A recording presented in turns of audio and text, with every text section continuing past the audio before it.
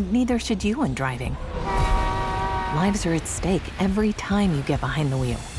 Plan ahead. Don't drive high.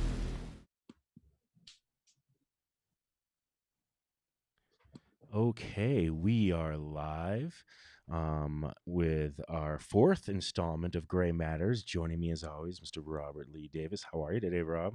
I'm good. How you I'm doing? good. So, first of all, thank you to our sponsor, CDOT. We played their commercial right off the bat just because we get caught in our conversation. Want to make sure we're giving them love. Yes, So yes, it's the CDOT. Plan Ahead, Don't Drive High campaign. Um, Yes, and drive safely. yes, let's drive safely, get home, and so you can listen to this conversation, and you can get high at home. As you Yeah. know, Yes. I'm thinking because we're doing this HC Magazine Present series, and this is Great Matters, and then we're going to start our Marijuana Monday soon once we have our sponsors in there, and then our re-upping our green streaming. But someone's like, well, you're not just talking about hemp anymore. It's like, I know it's HC Magazine, but we are the hemp connoisseur. But HC can stand for other things like higher conversations, and so like, I I love know, it. right? You like it? It's a higher I love conversations. it. And part of the idea, and I know you're not consuming, but I do consume a little bit during the show, partially Yes, because not during the show. but partially because for me, I feel it's a good chance to support the fact that you can have an intelligent conversation with moderate cannabis usage. It's not like I'm blazing here the whole time. And part of my thing is I don't want to be a show where we just talk about cannabis all the time. That's not who we are. But I do think cannabis is a part of it. You know what I mean? And Yes, yes. so some of the best conversations, some of the most open conversations with people I don't agree with have been able to happen because we were both, passing a joint around back in pre-COVID days, Leads right? to wonderful conversations. Yes, and it does. And so that's kind of part of the conversation, I think, is, there's this thought process like if everybody just smoked some weed and they got together, we could actually have world peace. And I'm not saying it's as like a brilliant and a panacea like that, but it's like there's something to the peace pipe. And I think it can help in the Yes. conversations. And speaking of conversations, God, I mean, up until what, yesterday or today, really, the conversation was going to be admitted. I was like, we're going to talk about Ruth Bader Ginsburg, and we Yes, are, she we she was are. the topic du jour, and we will get to her. She was, but it's 2020, and 24 hours later, the conversation is about the Breonna Taylor Verdict, if you can well, call it it's that. not really a verdict, right? What is it's what are we charging these guys with for the grand jury? I mean, am I correct in the statement? Like, Yeah. Yeah. so the problem I have with the way it's going is, um, well, please you start us off because I'm still so mad about this. I really am, and I know you are. And but go I ahead, mean, you I'm start us furious off. about it. Okay, so This go, go, no, no, go. no, no. Ask me. My Speak, question speak. for you is, what is making you so? What's the first thing that you're angry about? Is it just? I mean, is it just That the she's dead. calling, or yeah, That there's literally no reason for this woman, this 26-year-old woman, to be dead. right, She was in her own home. hmm She was sleeping. She was not committing a crime. She had no criminal record. And the police barged into the wrong house in the middle of the night and killed her and got away with it. right, Period. yeah, yeah. Now, what was it they were charged with? What was the exact name of the charge? I believe it was wanton Wanton endangerment. wanton endangerment. And so do you know what the wanton endangerment specifically was about? What they were being charged with? I understand what If it's I'm not called. Yeah, right, but right. If I read it correctly earlier today, it has something to do with along the lines of creating a potentially dangerous situation where you mhm, should have been slightly mhm, more aware that it yeah. could be Yes. dangerous. So and so here's the specifics of that. Had nothing to do with the shooting of Breonna Taylor. No, It had to do with the fact that a couple of bullets went into the went into another neighbor's, apartment, yes, went in another. Now, absolutely, that's something that should be charged with. But for that to but be it, secondary. it's secondary. It's secondary. And but so here's the difficult question. And so I sometimes I feel like I should be a lawyer because I feel like I can take my layer off and go, okay, legally, did these guys do something against the law, or did they just do something that was horrible, negligent, racist? Oh, you could say whatever it is about what it was, but when you look at matters of the law, did they break the law? Is my question, because they had a no-knock warrant. So that's my question. I'm not having a judgment either way out of that, but I know. From my perspective, first of all, one of the biggest problem is the laws that are on the books. We have a Absolutely. country full of people who are being abused by laws that are either massively outdated, yes, or are holdovers from a time where they were intentionally written to harm certain groups of people. yes, The notion that you can just, because I believe the cop who they did charge, not even I don't even know if charge. I don't even know what it was. Yeah, who shot into what was essentially a closed window, I believe, that had drapes or something, so he couldn't even immediately see into the space. Yeah. Right? That should be, if it's not illegal, that should be illegal in some way. And you can just randomly. Well, they're saying they fired him for that. He was fired for that. Yeah. Not for killing Breonna Taylor, by the way. He was Right. fired for that. Exactly. No, Exactly. let me be clear. A cop absolutely should be fired for that. Absolutely. Yes. Absolutely. We would be in prison for that. Absolutely. He should be fired for that. Now let's go back to the shooting of Breonna Taylor, though. Yes. So here's where I think that they have a case against these police officers. This one is obviously just going after the one potentially, but here's where they have the case against them. Is there's multiple reports now that they said, first of all, they had a no-knock warrant, and they're saying, well, we knocked first and we announced ourselves. Right. But the neighbors are saying, no, that didn't happen. The neighbors' accounts are saying that. But, the attorney general is only listening to the cops because, of course, every cop has now proven to always tell the truth when it comes to having their asses on the line. And honestly, that's anybody. Like, I don't trust anybody. If your ass is on the line and the story you're saying is as convenient as humanly possible for you, then, we need some other information. Like, let's talk about another attorney general, because we haven't even gotten into the attorney general yet in Kentucky. Oh, but boy. Yeah. Let's talk about the attorney general of, I think it's South Dakota, or was it North Dakota? Pretty sure it was South Dakota, who last week hit somebody in his car on his way home. Oh, he thought it was a deer, and he just kept driving? Ooh, let's be good. He hit something that when he got home, called and said, I hit a deer. I don't know anybody out there who, when they hit a deer, are going to just keep going. Thank you. Okay? Thank you. You're going to look at your car. What the hell just happened to my car? I hit a deer. Yes. I hit something. If you did hit something and you kept going, whether you thought it was a deer or not, it's because your ass was drunk, in my opinion, or you're on something. Okay. But to not check, that's the thing that makes no sense. So I'm positive that I have to ask one of my parents if this, where I recollect this, whether it was in Alabama or North Carolina or somewhere, but we hit it. I'm pretty sure it was a deer, or ran over like an animal, driving at night down south once, and you stop the car. You do. You get out you don't just keep driving. No, you don't.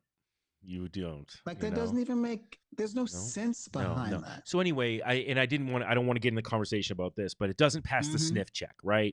No. And the same thing, it doesn't pass the sniff check, because you guys are telling me, cops, that you had a no-knock warrant, literally called a no-knock warrant, but you knocked this time. But you knocked.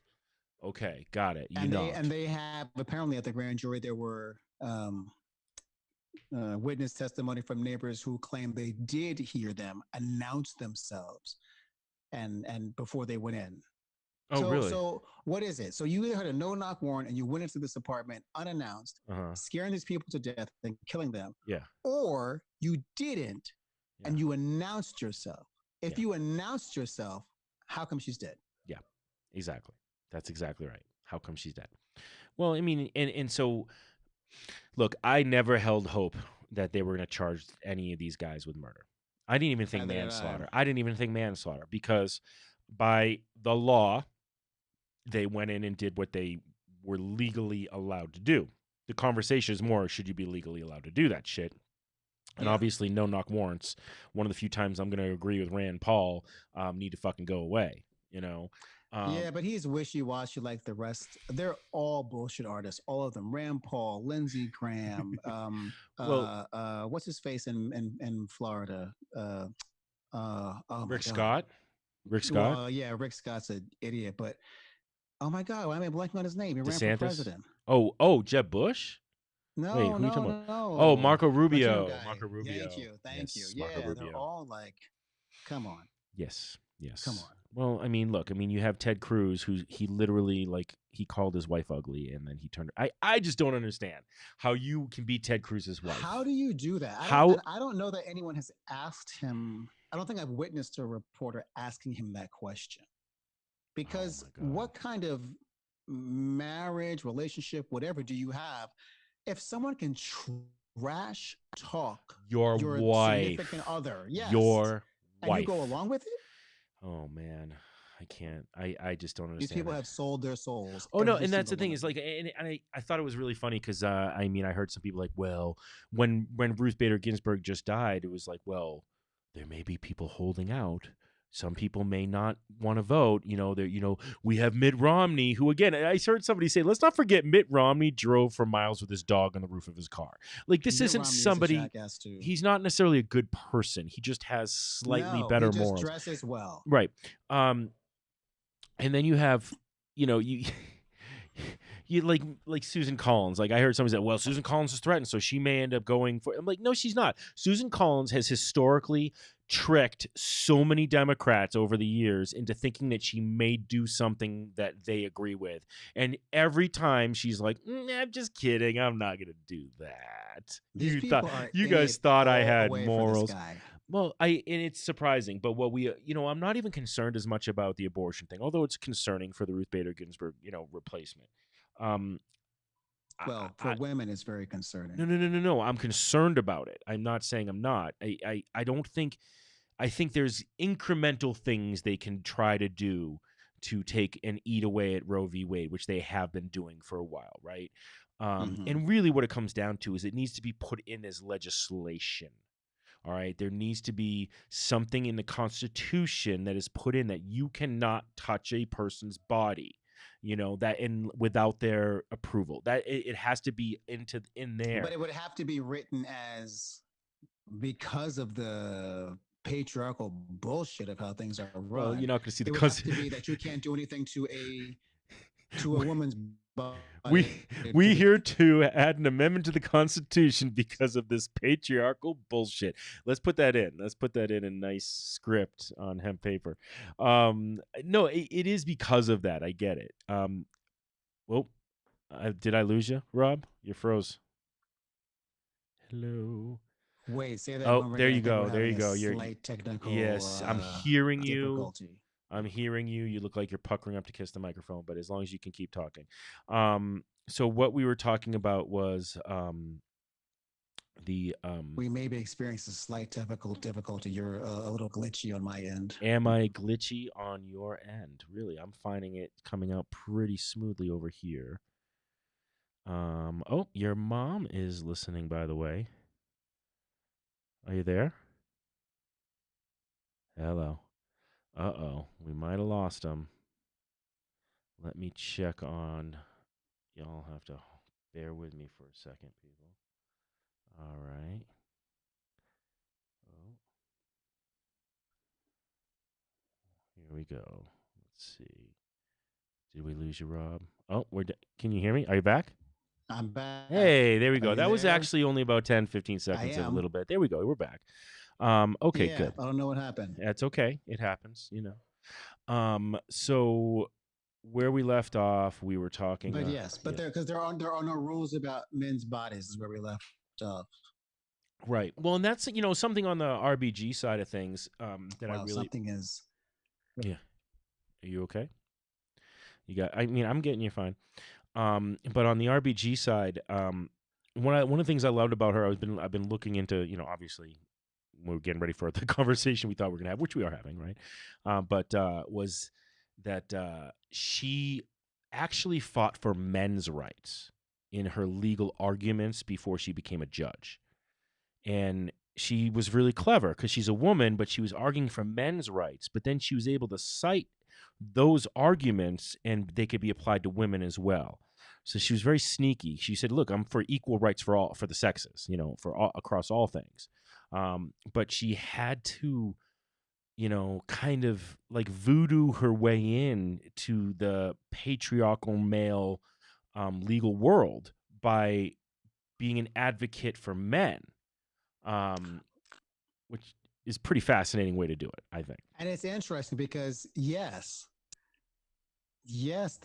I mean, ultimately she was arguing for gender equity and human Mhm. rights, but she had to use a man as Mhm. the case to get it to make sense Yeah. to all of these at that time men who were on the courts. Well, that's exactly right because obviously men were having a hard time of walking in a woman's shoes to even understand what's going on, you know, and they could only think in terms of Mm-hmm. themselves. Mm-hmm. But you know, you have to do that sometimes when you talk to somebody you disagree with too. Is you have to get into their head and put it in a position where they can see it. And you know, and that's actually, let me come back to Breonna Taylor because Totally. we have not given her enough time. Nobody has, No. and I think the thing for me with Breonna Taylor, and it should be for Mm. every American, is, and this is what I don't get. I mean, like this should be a, I mean, honestly, and this is why I think Rand Paul stepped out on the Breonna Taylor case. Is like he's saying, well, no knock warrants are ridiculous, and that's exactly correct. I mean, it's now I'm gonna go on a wild guess, you know, a wild leap, and say, well, I'm sure that they Where are. Rand Paul stopped what? Um, well, where like, you know, he's like, no knock warrants are ridiculous and they need to go away, and they do, and I think that's my point is, you know, I think something like this happening, first of all, there were a lot of people out there who had no idea that something like that existed, like police can just show up at my door and break it Right. in, you know, Right. that's allowed, you know, and the idea of it, like, well, they can get the address But wrong, I think and they most of have. us have no idea what does exist. Well, yeah, and until it directly affects us, or it's like thrown right up in your face where you can't look away. And I think that's what we're seeing Yes. happening. But I mean, I had learned about the no knock warrants when when it was the baby, the flashbang grenade that landed in the baby's crib.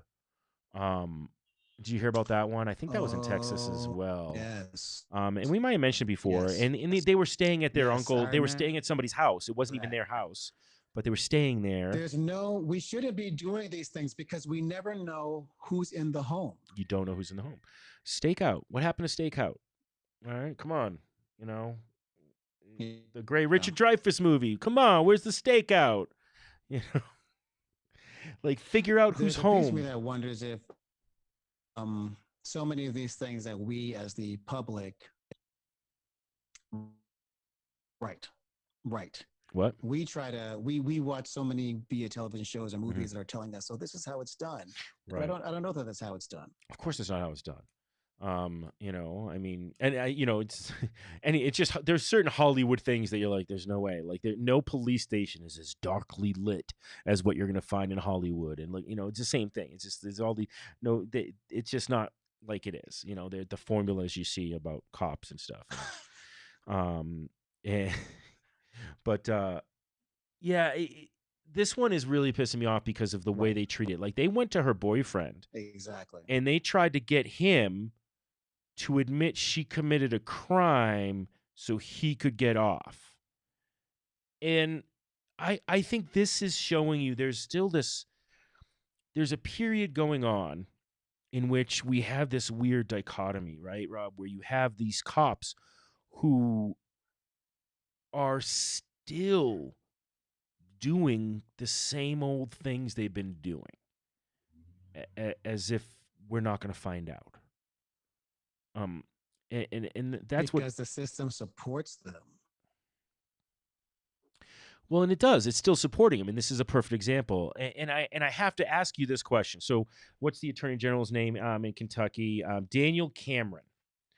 Daniel Cameron, and Daniel Cameron. yeah, and here's the thing that's really messed up. All right, here's where my brain went.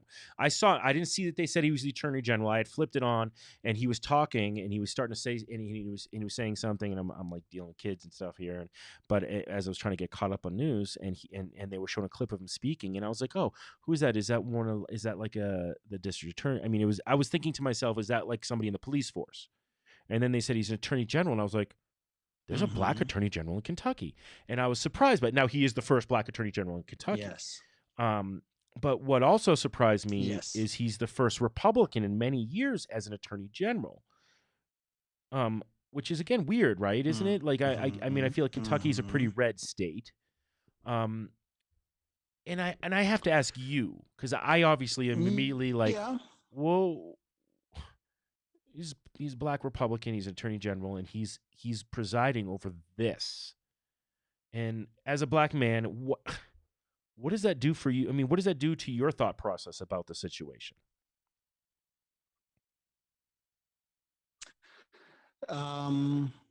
It's multifaceted, right? So I'm not someone who doesn't believe that black people shouldn't be Republicans, and so I don't believe in any of them. People can be with whatever party they want to be. At the same time, I would think you would want to be with a party that was showing that it valued your existence. So in this present moment in time, this jackass in the White House who has no regard for the rule of law, the ability to show any kind of compassion towards people other than him, who are suffering in any way. How can you stand alongside this party? This party does not care about you at all. So I look at him and I don't know what's in it for him, what he thinks is going to gain. And I think he's being used. So so you think he's being used, but he's the attorney general. He got elected. And I guess I have to ask this question because again, it feels like I have a prejudice when I see a black Republican. All right. And this is where it is. So I'm going to call myself on it. When I see somebody like who is Michael Steele, for example, Michael Steele became the head of the Republican National Committee for a while. And sometimes I feel like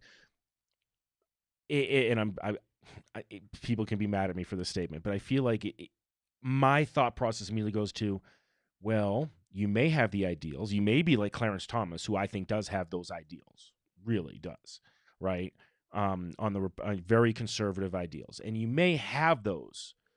But is there part of you, and I feel like that's with Michael Steele, right, where you kind of knew you'd become at least an upper level tiered star. You'd stick out in the Republican Party because they want to prop up as many people of color in their party, be like, look how diverse we are. And you have to do that when you're not a very diverse party. Right? Exactly. If you're a diverse party, you don't really have to. And the Democrats will say, well, look at this. We're representing America, which they do more, right?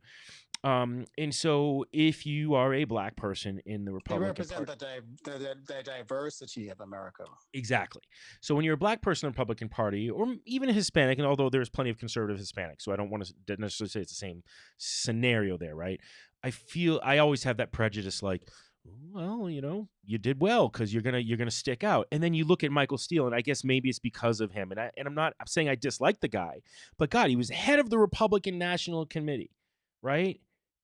I mean, he's the head of the RNC, and now he's like, I've renounced the Republican Party, and now I'm on MSNBC, and I'm always the guy they talk to. And part of his identity now is I'm a black man who was a Republican who's now a Democrat. So he's got two things kind of going for him that help him have that. And my question is, and it's not that I don't think he's good at what he's doing as far as a commentator, but if he was a Democrat, would he be in that position of like being as known, or would he have kind of just been part of the group? Like, would he stand out? Like Obama stood out, he was going to stand out no matter because of who he was. Right. And just like any other great politician can stand out. Like Kamala stands out. It's she's not where she is because she's black. All right, that you know what I mean. And I'm not even saying that Michael Steele is where he is because he's black. I'm saying as a Republican, you stick out more, don't you? If you're a person of color. Oh, definitely. But I mean, a larger question for me, and I hope that people are able to hear this correctly. I feel like there's You're coming some through. instability in the sound in my Yeah, ear. it's not as clear as Um, it usually is. Yeah. the when I look at a Michael Steele, my thought would be, I mean, he seems like an intelligent man. Mhm. I've seen him on TV Oh, he is. many times. He is. What exactly for a party that pushed and elected Donald Trump? Mhm. What difference did it matter that they had a black RNC chair? Well, he Apparently it wasn't. meant He nothing. wasn't the RNC chair at that time, anyway. He was. No. He was the yeah, RNC chair previously. previously. Yeah. But if so, what did it even mean then? Like, how can you have? You can't speak to having, we have like a black person as the head of the RNC in our history, but you also have a party that pushes policies that Mhm. demean and degrade people Mhm. of color. So why did you even mean anything? No, If you had Michael Steele? I feel like that was more of a check off a box, right? Like, see, oh, yep, we did that. So now Right. we can point to our black friend over here, and Exactly. we can do that, and there is a little bit of that either way. What's the Daily Show statement they did on the Democratic National Convention celebrating America's first black president's friend? And it was like, and that Right. was the identity that was kind of being put on Biden for being the first black Yes. president's buddy, and he does, and he kind of, propagated that a little bit. Like, have you, all the texts are I like, mean, just that talking. is a piece of his identity. It is a piece of it. Well, it is. It is a piece of his identity. You're right. I It is mean, not whether who he people is. want it to be or not, that's a piece of, and it's a piece of what he's running on. Yeah. Yeah. I'm not saying that's a positive or a negative. I'm just saying it is a fact. No, and it's going to be interesting. I really, I don't know. First of all, I hope he gets it. Look, Trump came out today, man, and they were like, "Well, are you committed to a peaceful transition of power?" And he's like, "Man, I don't know, man." He was just like, I know. I don't think the ballots are working really well. Everybody knows it. Everybody knows, and I love everybody is him, right? Like everybody is just everybody equals Trump. Oh yeah, everybody is him. Everybody. I'm everybody. Yes. Everybody. Okay. Maybe Don Jr. No, you can't. No, Don is literally like, Don is like a nice, bowel movement for Trump. He's like, wow, look at that. I'm kind of proud of what I just did here, and now I don't care anymore. I know, isn't that messed up? That's totally messed That's up. a good description. But it's kind of a good description, it's isn't perfect. it? It's I know. apt. It's apt description. It's apt. Yeah, I just heard a federal judge, by the way, just said Eric Trump has to follow his subpoena by October 7th to be questioned on the Trump businesses practices.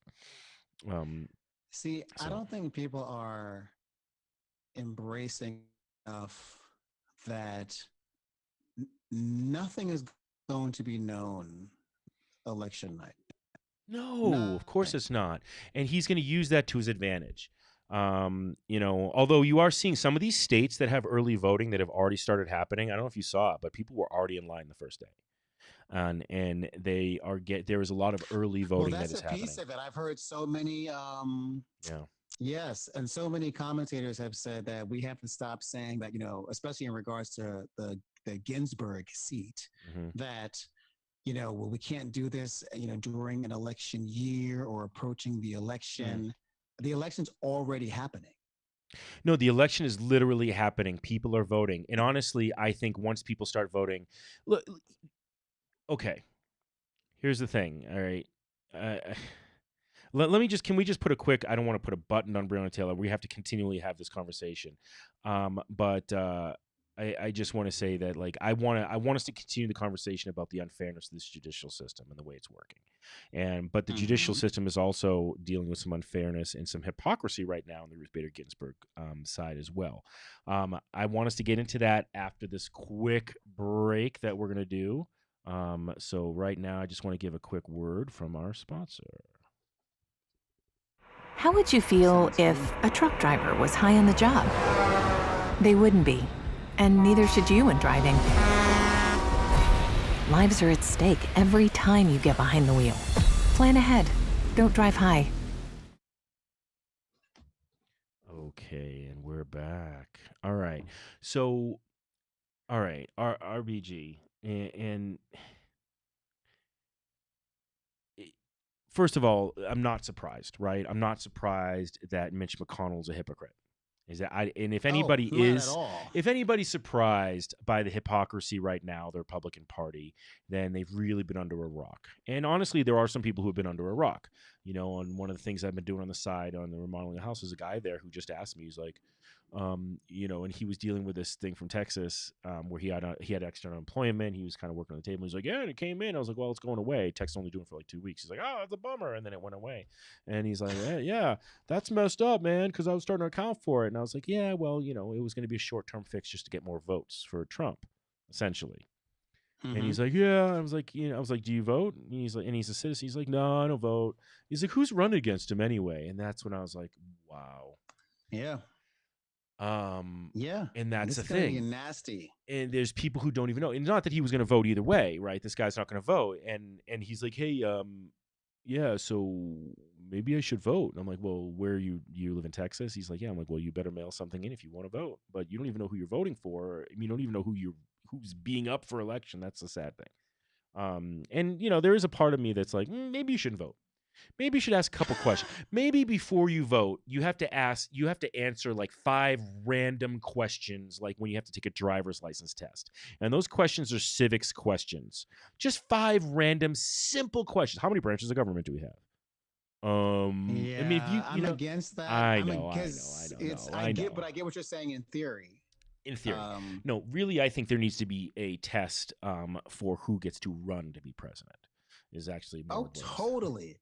If nothing, well, not if nothing, but one of the things that needs to come out of this moment is the concept that the requirements Mm-hmm.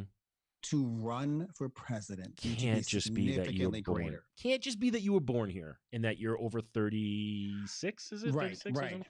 But you know Or what? that. Also, the flip side, even as I'm thinking about it, on the one hand, the requirements need to be greater. Mhm. Yes. On the other hand, how do I say this? On the other hand, do they? Because the issue is the powers that be in the Republican Party who lined up behind him. It's not like they didn't know that this man was an idiot. Correct. They knew this. Correct. They knew that he wasn't going to show his tax returns. No. They knew that he was going to lie about X, Y, and Z. So, do the rules need to be greater, or do different people need to be heading this party?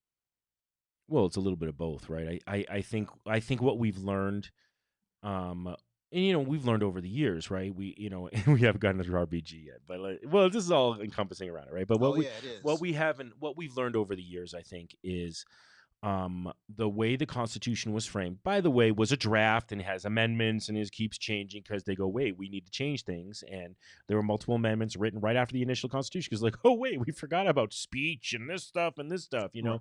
kind of important things. And so, like, it was already in it that this can be changed. So let's look at it as a living document, right? I don't understand why people Which is can't what look at it. people who identify as originalists, like some of the people that Trump may nominate, Mhm. are. I'm an originalist. I believe in the Constitution as the way it's written. Okay, so then you don't believe in amendments? Yeah. Exactly. what are you Amendment? talking What are you about? talking about? And why would you think that these forefathers are infallible? Like they're, it's a little bit too much of this. We've talked about this before. The idea of faith-based thinking and fact-based thinking, right? And this is where I think we've learned some things, right? There was a faith or there was an assumption, right? The assumption by our forefathers, and I'm not coming from my assumption of what they would assume. So, my assumption of their assumption is that they never thought we would have somebody like Donald Trump and somebody in the Senate like Mitch McConnell in at the same time, right? That there's an idea of checks and balances. And they figure, and I think there was a thought process like as even though there's parties, they're still going to put country over party, and it's obviously not happening to an incredible extent now.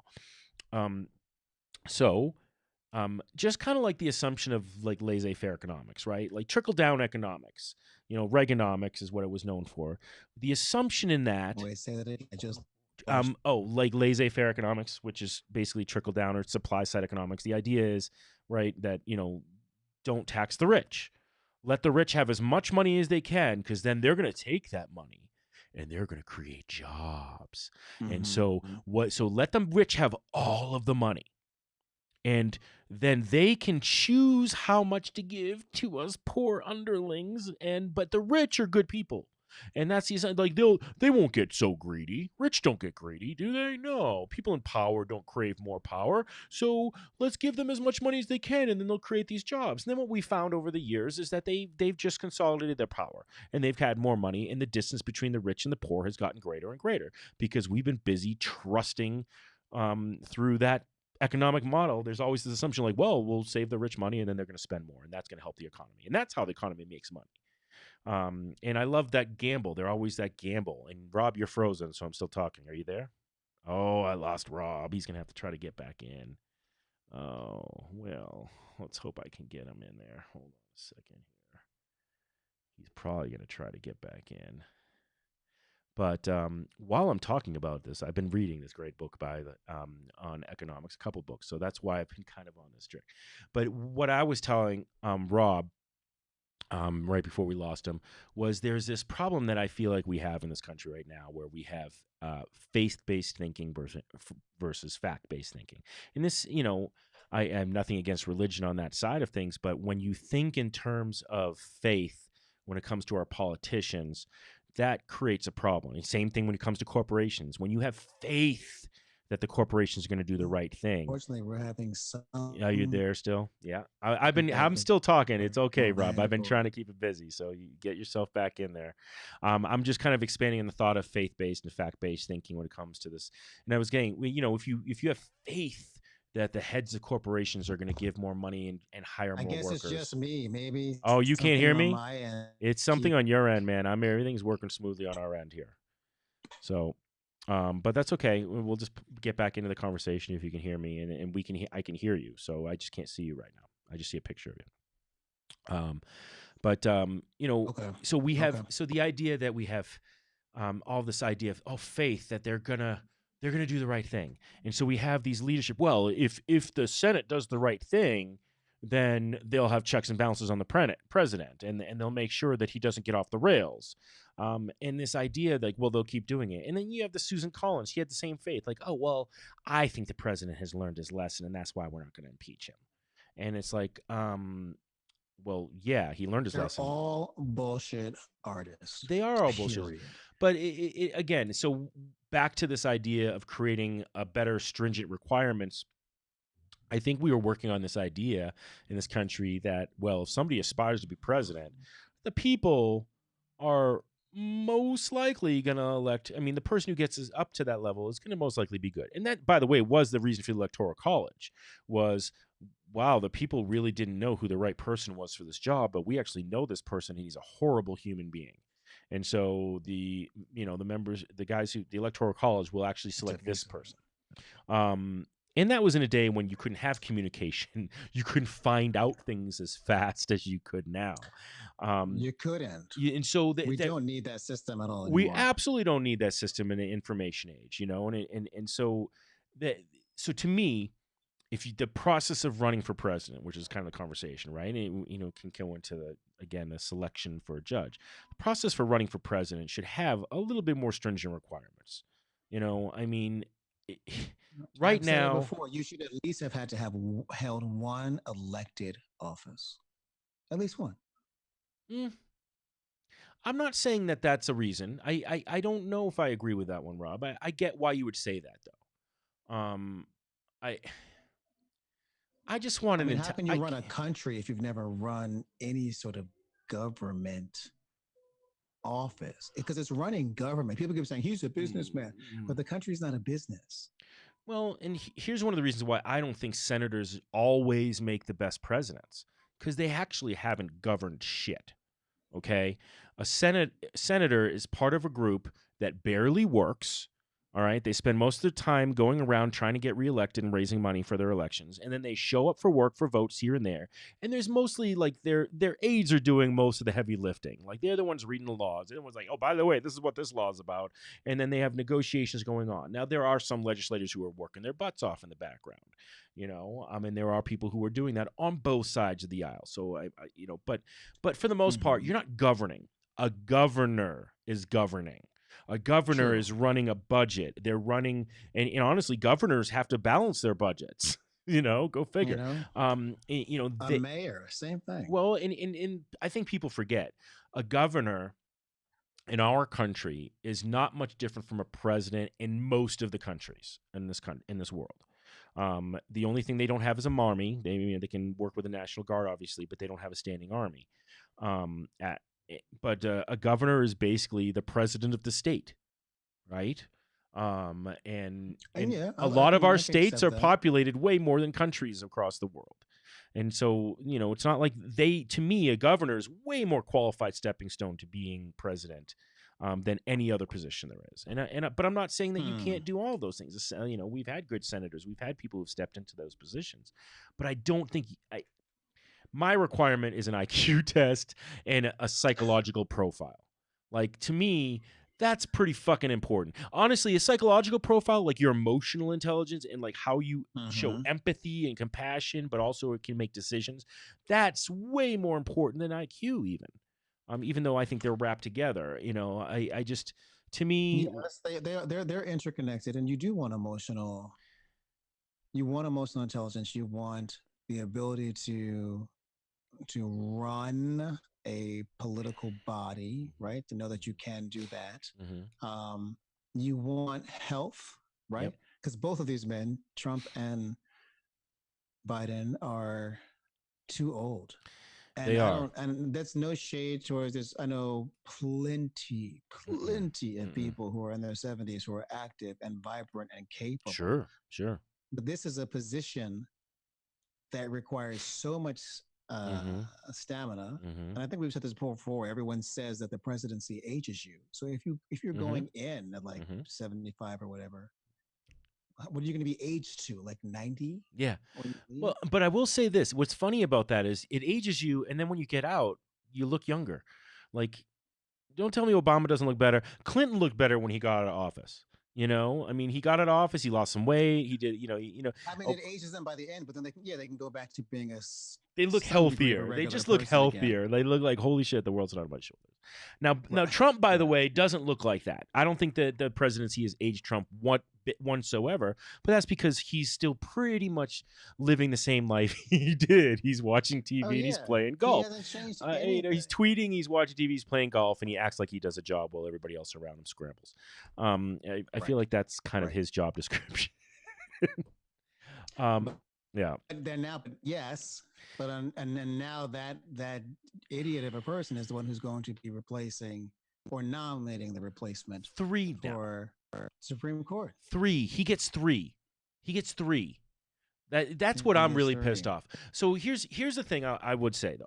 Like, if they didn't pull the rug out from under Merrick Garland, then I would have no argument about who they replace Ruth Bader Ginsburg with. Absolutely none. All right? Because they are literally doing their job, right? And that's the thing that's bothering me, right? So now getting a Supreme Court justice appointed, without the argument that was, again, take the whole Merrick Garland situation away, I'm not arguing it. I'm more like, oh, well, damn. We're really replacing a great one with somebody I probably am not going to agree with. If they hadn't done that to him, then there'd be no issue. There'd be no issue. And that's the thing. And when you make the argument that this, and here we go, let's just say this. We make the argument that, well, I'm not going to let this black president put another person into the Supreme Court, right? He gets 200 days, at least. It was over 200 days, wasn't it? that he had to do this. That's still, dude. The final year is only you're not even a third into it. You're almost a third into it. There's plenty of time left to get this person, and he didn't even pick somebody who was radical. I mean, he was No, he was left of center, but he was pretty but he wasn't center. radical. No, not at all. He was very much a rule of law guy. And the fact that he got screwed that way was just messed up. I mean, the fact they didn't even give him a hearing. They didn't, come on. And now less than 2 months away, and you're okay with it. And that's the problem. And honestly, I hope that they have to pay for this bad. I do too. And the way our country and government is set up, short of a complete revolt on people on the streets, which may end up happening, I don't have a doubt that that's a possibility. What has to happen is a flipping of the Senate. What has to happen is Mitch McConnell being gone and Right. Lindsey Graham's of the world and all of these people. Well, here's what's going to happen, Rob. All right. So here's what's going to happen. I think this is what's going to happen. All right. The Democrats are going to win a landslide, and Trump is going to get his Supreme Court justice. He's going to get the majority of 6-3, and then he's going to question the results of the election, and somehow it's going to go to the Supreme Court, and they're going to vote in his favor 5-4, because Roberts isn't going to go for it. Justice Roberts has decided he's going to be a landslide. You mean there's going to be a landslide in Congress? Oh, I think the Senate's going to lose. I think the Democrats are going to take the Senate, and they're going to take the presidency. And yeah, they're absolutely going to take extra seats in Congress. And they're going to have I think they're going to have a supermajority where they can actually do some serious changes. But I don't think I think they're going to block them. Would be the ability to up the number of judges. Yes, justices. It will be to up the number of justices. Absolutely. And I think they will. So, I mean, that's a possible.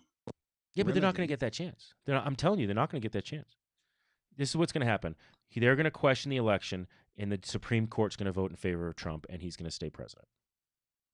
That's what's going to happen. Yes. Okay. That's a possibility. 100%. And the Republicans are going to go with it because if they question the legitimacy of the election too, they can overturn the election results that they just lost. And that's all they give a shit about now is winning. They will cheat at every turn and at all costs. Oh yeah, that's what they do. And that's it. They anticipate the other side being how do I say it? The other side being feeble and not but rising up in the way that they need to. I said this. I was talking to some people the other day. I'm a great admirer of Michelle Obama. I like her a lot. But I am in complete disagreement with the when they go low, we go high. Like when they go low, we need to meet them exactly where they are and cut them off at the kneecaps. I mean, tell me, she said that when she was first lady. She did not say that since. I haven't heard her say it since. Have you? I mean, she's the first lady. She has class. She's got to do that. She may have alluded to it. Oh yeah, she's very classy. Even though there are people who think that she has no class, and like, what are you talking about? Besides the first lady who was who posed naked. Oh yeah, the first lady now. Whatever, I can't. But yeah, she said it specifically during the Democratic National Convention last time when we were going up against the same thing. There's nothing different now. No, but there was a belief, right? There was this belief that no, we go high, the high road. I mean, Americans will always take the high road. Again, that's faith-based thinking. No, they won't. It's faith-based thinking. I have faith in stop having faith in the American people. All right, stop having faith. All right, and this is the thing. The Democrat, it isn't the American people.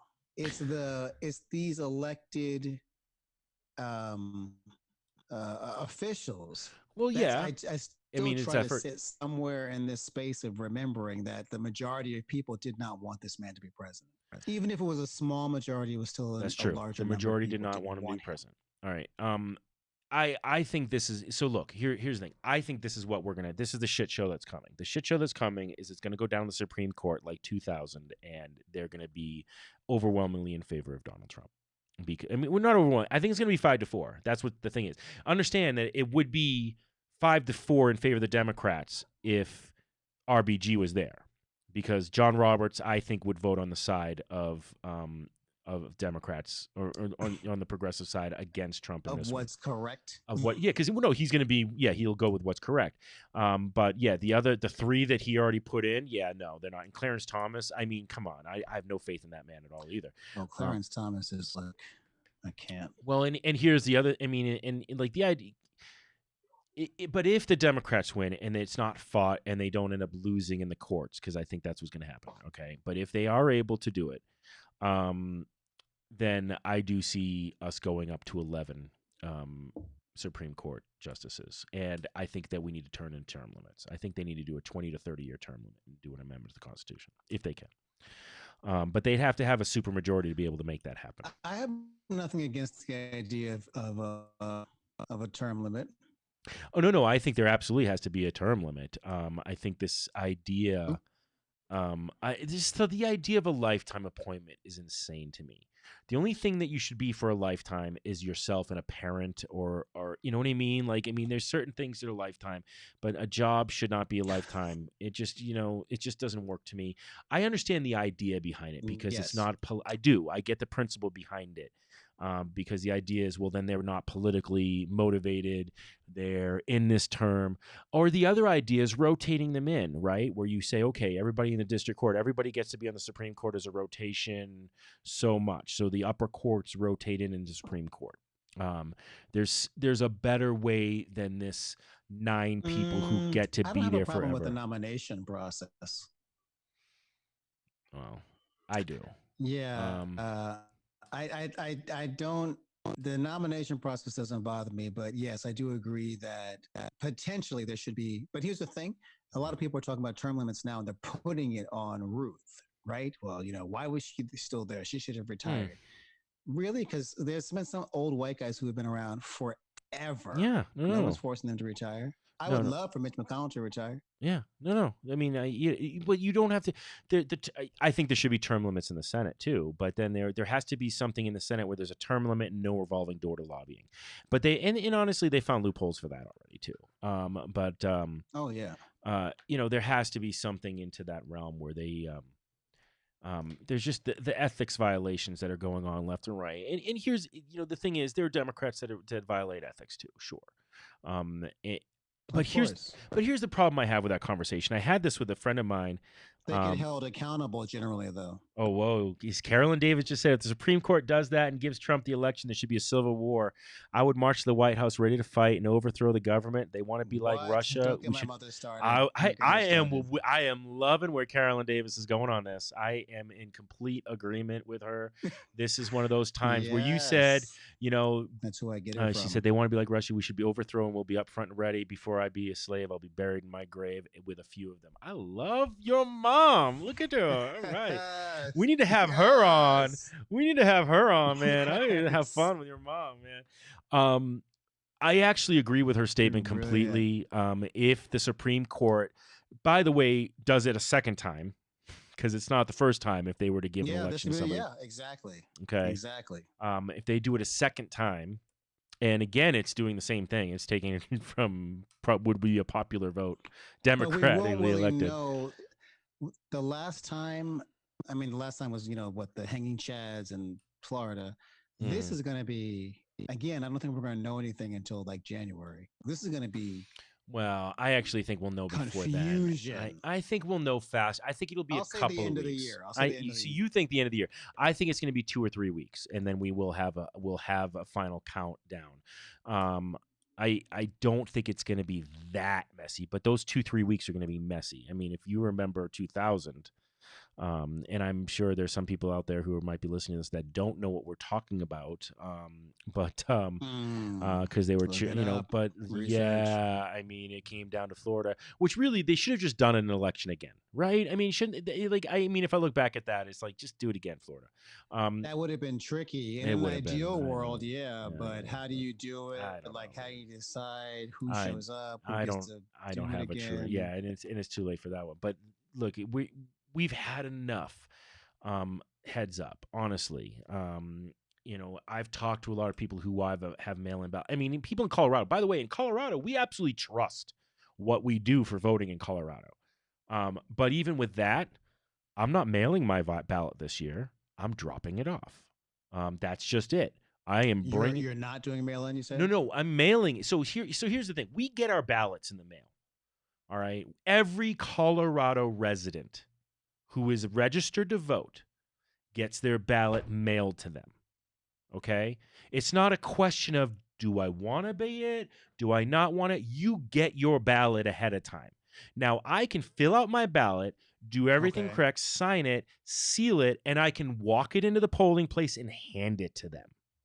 And that's what a lot of people are going to do here in Colorado this year. Now, what I'd normally do is I just put it on my mailbox. It can't be easier than that, people. I put it on my mailbox. My mailman takes it, and it's done. I don't even have to pay postage. It's already prepaid. And so, and not that I wouldn't, I would, but thank you for making it as easy as possible. And like, hello, that's what voting should be. It should be as easy as possible. I still want to vote in person. What's that? You still want to vote in person? I said I still want to do it in person. The window is closing for me to be able to, if I am going to do it by mail. I have nothing against the idea of voting in person. I'm not afraid to go in or stand in line or physical distance or whatever I have to do. As long as like there's suddenly not some like crazy bullshit pulled the day of when the polling place shuts down. That's the thing that's in my head. And that's what I'm saying, man. I mean, if you can hand your ballot in, just do that. Go in person and hand it in. You don't have to worry about line. Hand it in. Well, the thing is, like, just find out what the rules are in everybody's state that you're in, guys. But if you have it, like, go ahead and hand it in. I appreciate the wanting to go in person. But if you have it, if you're capable of, like we are here, where you have it ready to go, it's signed, it's sealed, it's ready to go, hand it in. You can go in person. But also the other thing about that is you're easing up for everybody else who's going in person. And that's my thing is if I have the choice, I'm going to make it easier. We did the same thing for our daughter. We had the choice. She's excelling at homeschooling, and everyone's like, well, do you want to get her back into school as soon as possible? It's like, well, of course I want her back in school. But she's actually doing an amazing job at homeschooling. So am I going to push her back into school? No. There are parents who have to have their kids back in school. And so my kid working from home is actually helping ease other people's burdens. Then great, let's do it that way. And that's the same thing for the voting. If you can get your vote in, if you can hand it in, pre-do it so that there's no lines on election day, do that if you can. That's my recommendation to everybody out there. I don't know. I hear you, and I don't disagree, but I have like a slightly different just stance on it because I've never had issue, at least when I voted, the polling place was across the street from me, like directly across the street from my house. That I don't think I've ever stood in line longer than 15 minutes. Maybe. Yeah. So I comprehend there are places where people have significantly longer wait times, and that's a problem. And the school thing, just my only viewpoint is, I mean, yes, I know you're Jackie, wonderful people. I know you're doing an amazing job. I don't know that we as adults though can say kids are great and this is going well for them. I don't know that a 5, 8, 10. Well, she's 7, right? Or she's 6. 7, but she's 6. Has the ability to express that they are missing as their sort of school experience. But yeah, but I do hear what you're saying about easing burdens for people who don't have an option. Right, and that is for us. And again, like if I was truly concerned about my kid suffering, yeah, then that would be a harder thing to do. But like, I mean, and we're a special case, right? She's in a situation where her teacher, what in first grade now was the same teacher she had in kindergarten that she's doing on the remote because he's teaching from remote, and he's teaching first and second grade remote kids. And so for Mia, what's happened for her is she's now in the second grade group. Because she's a very smart kid, and she's grasping all this stuff. And so she wasn't being challenged in the first grade group. So now Yes. she's in the second grade group. And what I mean, for us, we're kind of loving this, but I get we're a special case in this situation, right? First of all, Jackie already knows how to be a teacher, and she can be an educator for her. So she understands how to work with a teacher for class structures and stuff like that. And so again, we're in a different situation. She can't do her job, and her job is later on in the day anyway after school. If she can start, which hopefully she'll be able to start in another month or so. But until then, she's home, and Okay. and honestly, I come in and the shift changes, so we're already okay with it. But she, like I said, that's a special case. Like, we've actually been able to have an opportunity where I've always worried about, like, oh, I know my kid's smart, but do we want to bump her into the next grade? Well, now she gets to kind of get her toes in the water and see if it works. So we're actually, this is a silver lining for us, because we thought that she would have to go up. I hear you. You know what I mean? But so we're looking at it like that, and so we're lucky I with hear that. you. And so, but you're right. Most kids are not dealing well with this, and I've Right. seen it Right. with I mean, there's just this experience I've seen now for the teacher. One day I was home when Jackie had to go do appointments, so I was doing the homeschooling thing, and I have no problem doing either. I have fun doing it. But they're in a set group, right?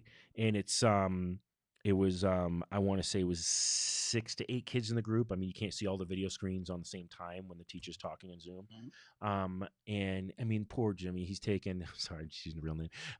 The teacher is he's trying to wrangle these kids, and I can see this situation. And like, again, Mia's like just ready. She's just like, okay, I'm ready to go. And there's other kids who are ready to go too. It's the kids who aren't, right? And then there's the crackling, like, we had some technical issues right now. Now imagine, like, you're trying to teach a class to like 8 different kids who are in first grade, and all you hear is and the kid's like, put it on mute, Joey. His name's not Joey. I'm just not using real name. And put it on mute so we can hear. And then he finally ggets the kids wrangled up. He finally gets them together. And a parent just pokes her head. Hey, Jimmy, I got a question for you. We didn't get to pick up the supplies. And I'm sitting there like, girl, are you not paying attention to the fact that this is a class right now?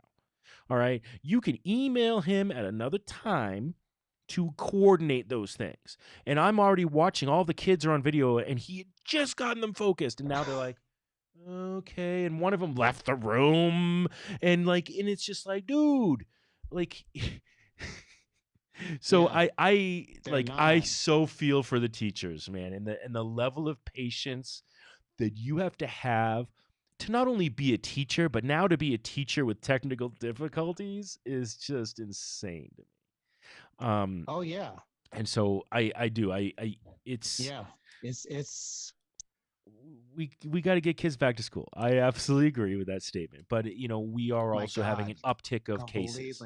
We're having an uptick of cases. There's no way that is not related to schools. It's a whole new thing. Like, I have friends who are teachers, aunts, my sister. Yeah. Mm-hmm. Yes. And do they all want them back in school? Like, I mean, do they want them back in school now, or do they want to say, let's wait until a certain time is right? Oh, did I lose you again? Oh, Rob, we lost you. Well, listen, we are actually at 2 minutes past 7 right now. Oh, you're back. Talk about that on the next. We are going to have to. We'll have to get more into it. We have to get more. Obviously, there's going to be more news on the RBG replacement and where that's going. We'll have more to talk about on that side of things. And so thank you very much, everybody out there, for listening. Rob, thanks so much for coming on. Hopefully we'll get the technical issues figured out. He already left. He's like, I'm out of here. This technical, all these tech issues aren't working here for us. But I appreciate you guys all listening. Please follow us, and you can subscribe to us for all the alerts that we're doing when we come up. I want to thank our sponsor CDOT for their plan ahead. Don't drive high. Be responsible with your cannabis consumption. Yes. I'm so funny. He's like, CDOT, yes. Yeah. Like they're a nice pair of shoes or something. Like, I can't wait. That was funny because I didn't even know you were there, and then you just popped back in like, CDOT. I know. Can I tell you that there's something in the air? I have literally never had this degree of judging. No, you haven't actually. We've done so many test runs. And so look, I mean, this is part of live, people, and luckily I can talk forever and ever. When is the next one from Jennifer? Dude, Jennifer Hayner is on. Dude, Jennifer Hayner Kuhn. Can you hear me? Can you hear me? He can't hear me, Jen. We are doing this every Wednesday at 6 o'clock Mountain Time, which would be 8 o'clock Eastern Pacific, Jen. Oh, there he Jennifer goes. There he Hayner. goes. So everybody Love out her. there, so just so y'all know, Rob and I were roommates for junior and senior year in college. 8 p.m. Eastern. Yes, and Jennifer was the lone woman in a room as our roommate for and she's we love you so much, Jen. She was our roommate. She had to put up with all these crazy theater major men and all of our gallivanting around while she was doing like serious work. And she was our roommate for junior and senior year. So it's so much fun to have our friends on. We had a great time in the conversation. Rob's great time. As always, love you, I'm man. gonna leave it to you to sign us off. I'm gonna sign you because off because you're really you're enjoyed underwater, these man. I don't know what's going yesterday. on. All right, get out of here. Get out of here. All right, everybody, thank you so much for listening to us. Please check us out every week, every Wednesday, and then we will be adding our Marijuana Mondays and our Green Stream on Fridays. So until next time, peace. Yes, please love. do. Yes, so delayed. Yeah. Until next time, guys. Peace, I don't know love, what's going and on.